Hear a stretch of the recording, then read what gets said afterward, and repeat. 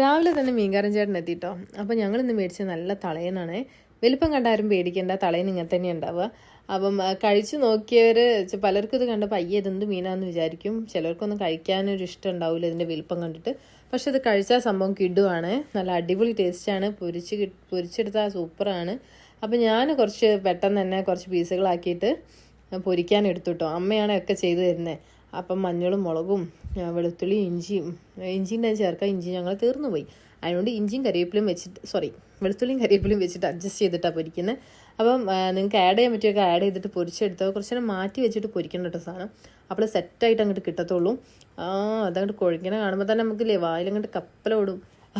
അപ്പം പൊരിച്ചെടുത്താൽ സൂപ്പർ ടേസ്റ്റാണ്. അപ്പം നിങ്ങൾ അവിടേക്ക് എന്താ മീനിന് പേര് എന്നുള്ള വെച്ചൊന്ന് കമൻറ്റ് ചെയ്യട്ടോ. പിന്നെ ഈ മീനിന് അത്ര ഇഷ്ടമുള്ളവരും കമൻറ്റ് ചെയ്യുക. അപ്പം വേറൊരു വീഡിയോ ആയിട്ട് വീണ്ടും കാണാതിരിക്കും.